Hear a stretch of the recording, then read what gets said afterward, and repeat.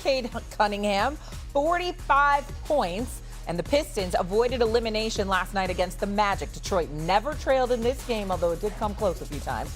Paolo Banchero also dropped 45 points, marking the second time in NBA history that two #1 draft picks have scored 40 or more points against each other in a game. The others being Shaq and AI in the 2001 finals. Okay, Game 6 will be in Orlando on Friday. Talk about being down in a series. The Pistons were down 3-1 in this series. They're trying to claw their way back into it. Can they do it? Can Cade Cunningham put this team on their back and they do it? Yes, he has to.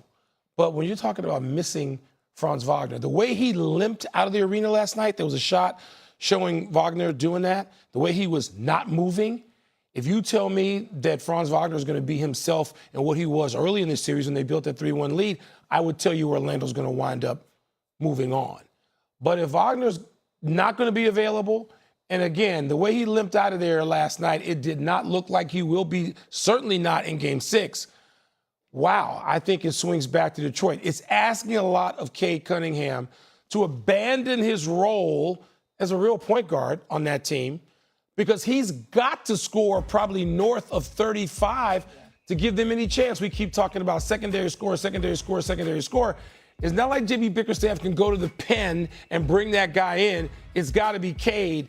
But if Cade's going to play like that, if he's got at least one more in him, and Wagner's not out there, I'd like Detroit to continue to move ahead in this Tobias series. Harris helped out as well. Tobias Harris did, but they still need more. Well, yeah, they need more than that. Go ahead, Stephen A. Very simple. Very simple for me. If Wagner is not available, which it looks like it's not going to be, Detroit can certainly force a Game 7. If that brother steps out on the court, Detroit is done. Everybody can look at Cade Cunningham and what happened last night. I don't look at it as a good sign. I look at it as a bad sign. And here's the reason why, Wilbon. This brother is a star. This brother is something special. Make no mistake about it. Where the hell was everybody else? And I don't want to hear a single syllable of negativity echoed in the area of JB Bickerstaff. It ain't his fault. You don't have Tim Hardaway Jr. You don't have Malik Beasley, even though that's his fault more so than the organization's.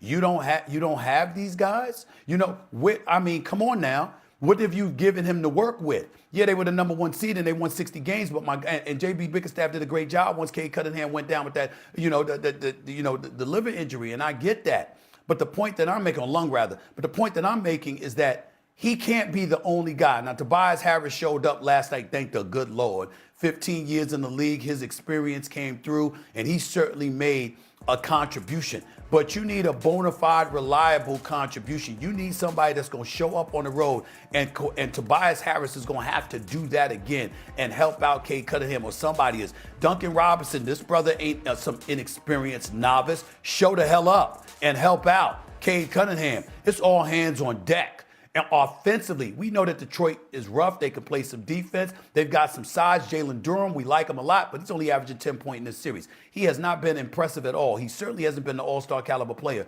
we saw during the regular season, but that's okay because his upside is tremendous. And we got it. And he's a big man, on your front court. That's not who you're looking for. You're looking for somebody on the perimeter who can put the ball on the floor, create their own shot, wreak havoc that way, and not allow Orlando to feed off of that crowd momentum, elevate their defensive tenacity, and be all up in Cade Cunningham's back pocket. The man's going to need help in Orlando. It's the bottom line. We've seen the great ones, whether it's Kobe, it's Shaq, it's MJ, or anybody else. Wilbon, you know this better than me.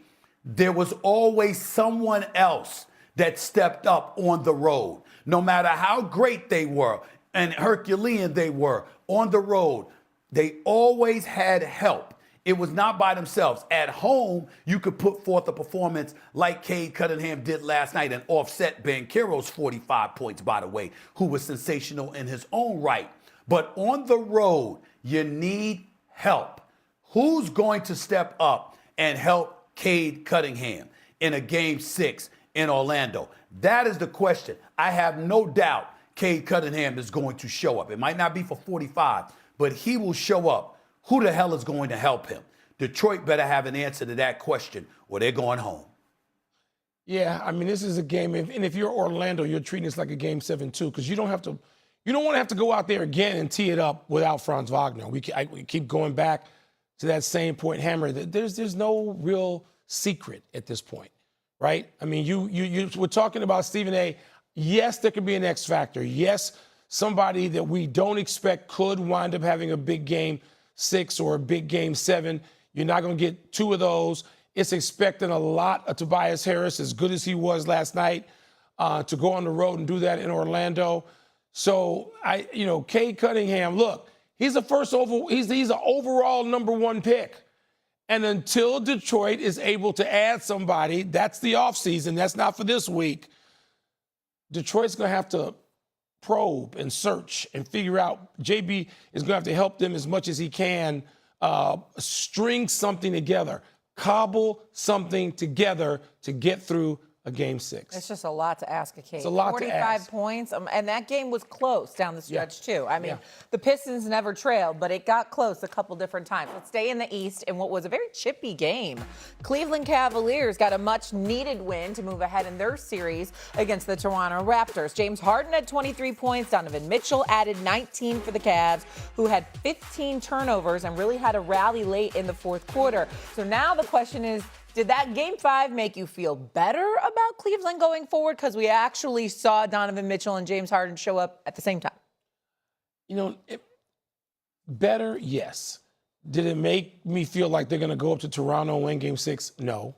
I mean, Toronto really was in control of some important stretches in that game. And they're, like Atlanta, like Detroit, a little further back in the pack, not ready yet probably to break through. Need another player, particularly offensively. But Toronto, the way they're playing, the way some of their young players are emerging, and Scotty Barnes having this particular place on a big stage for really the first time in his career, I expect Toronto to force a Game 7, Stephen A. So do I. I definitely expect them. I'm not picking Cleveland to win Game 6, not what I've seen. Look at the first half, for example. Toronto scored 74 points in the first half. 74 points in the first half. And they were shooting like 59% from 3. Where the hell was Cleveland defense? Now, it showed up in the second half. Major props to them. But the bottom line is Toronto is a very, very confident team against the Cleveland Cavaliers. And it's not like Cleveland is blowing them out. They've gone on the road in Cleveland and they've battled. And obviously they handled their business on their home turf. And we know how that crowd in Toronto is going to show up. Make no mistake about it. It's an electric environment. And I think it's going to be special. And I think they're going to feed off of it. And I think they're going to force a Game 7. But having said all of that, that still shouldn't shy us away from giving James Harden credit, cautious credit. And I hope he's watching. James Harden showed up last night. He was effective. Wasn't great like he can be, but he was effective. He showed up, which is what you're asking for. And him and Donovan Mitchell playing the way that they did, of course. Evan Mobley had 23 points. What was it, 9 rebounds, I think, as well? Evan Mobley showed up. That was big time, too. But James Harden showed up. And I like the fact that he was a bit feisty with R.J. Barrett over by the Toronto Raptors bench. Guess what, Wilbon? We need to see that from James Harden. But here's the point, and this is what's going to annoy him. Respectfully, he's going to have to get the hell over it because we only speak in facts here.